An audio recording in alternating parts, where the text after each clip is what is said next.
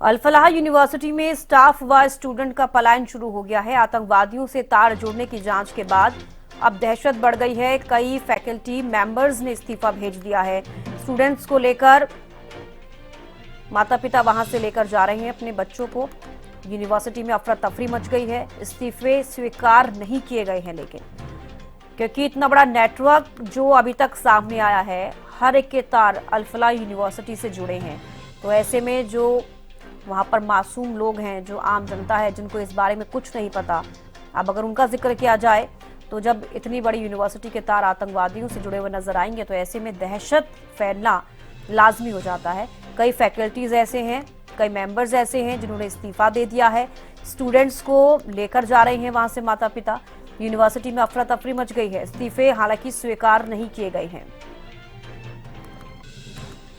तो अल-फलाह यूनिवर्सिटी में स्टाफ व स्टूडेंट का पलायन शुरू हो गया है। आतंकवादियों से तार जुड़ने की जांच के बाद अब दहशत बढ़ गई है यूनिवर्सिटी में। कई फैकल्टीज ऐसे हैं जिन्होंने इस्तीफा दे दिया है। हालांकि उनका इस्तीफा अभी तक स्वीकार नहीं किया गया और माता पिता अपने बच्चों को वहां से लेकर जा रहे हैं। जो स्टूडेंट्स वहां पर पढ़ाई करते थे उनको वहां से वापस लेकर जा रहे हैं, क्योंकि दूर दराज के बच्चे भी इस यूनिवर्सिटी में पढ़ते थे।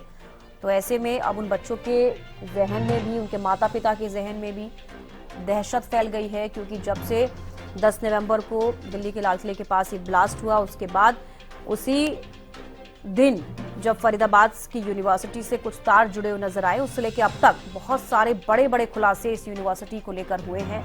और वाकई जो वहाँ के स्टूडेंट्स हैं, उनके माता पिता के दिल में भी एक दहशत फैलना लाजमी हो जाता है, क्योंकि उनके बच्चे उस यूनिवर्सिटी में पढ़ाई कर रहे थे।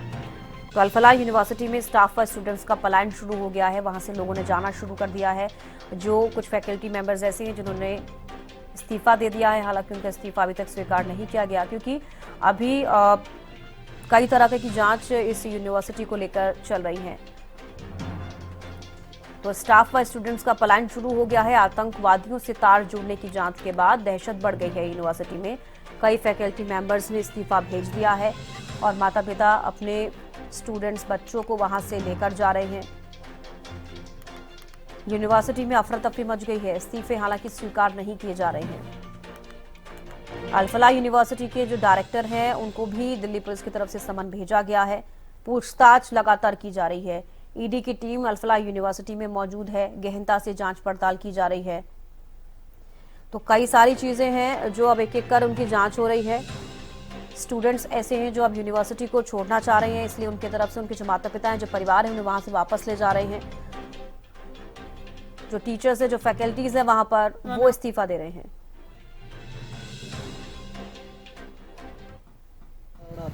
कितने दिन के लिए जा रहे हो आप? दोबारा आना है। दोबारा आओगे? कब आएंगे? फर्स्ट ईयर के हो? स्टाफ है। स्टाफ है आप? इंटर्नशिप। तो आपकी छुट्टी कर दी? हाँ, कितने दिन की कर दी है आपने? किया? कहाँ के रहने वाले हो तुम? कहाँ के रहने वाले हो भाई आप? भाई, हाँ जी भाई, आप कहाँ के रहने वाले हो? कितने लोग जा रहे हो? 3 और भी जा रहे हैं अंदर से? और भी अंदर से जा रहे हैं लोग? देखिए, अभी आपने सुना, ये स्टाफ है उस यूनिवर्सिटी में, ये कहते हुए नजर आ रहे हैं। और अब इस यूनिवर्सिटी में स्टाफ व स्टूडेंट का पलायन शुरू हो गया है। ज्यादा जानकारी के साथ राजेंद्र दहिया हमारे साथ जुड़ गए हैं। राजेंद्र, अल-फलाह यूनिवर्सिटी में अब स्टाफ और स्टूडेंट्स का पलायन शुरू हो गया है, क्योंकि आपने भी देखा किस तरीके से एक एक करके बड़े खुलासे अल-फलाह यूनिवर्सिटी से हो रहे हैं। और साथ ही साथ अब दहशत का माहौल जिस तरीके से बढ़ रहा है, बहुत लाजमी हो गया है, क्योंकि आपने भी देखा अब तक बहुत सारी चीजें निकलकर सामने आई हैं इस यूनिवर्सिटी की। बिल्कुल तनिष्का, मैं आपको बता दूं, जिस तरीके से यहाँ आतंकियों के तार जुड़े हुए मिले हैं और उसके बाद बम धमाका हुआ, तो उन तमाम चीजों के मद्देनजर यहाँ से जितने भी छात्र थे वो यहाँ से पलायन उनका शुरू हो गया। साथ ही जो स्टाफ है यहाँ पर, वो भी यहाँ से अपना जो इस्तीफा है वो यूनिवर्सिटी को देने के बाद यहाँ से निकलना शुरू हो गया है।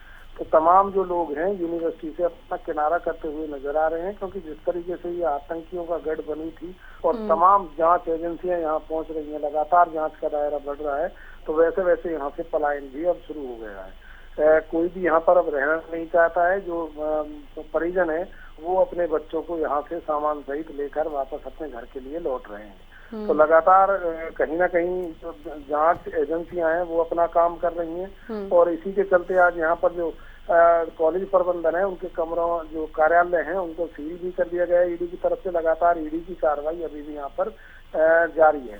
जी चलिए, बेहद शुक्रिया राजेंद्र जुड़ने के लिए, तमाम जानकारी देने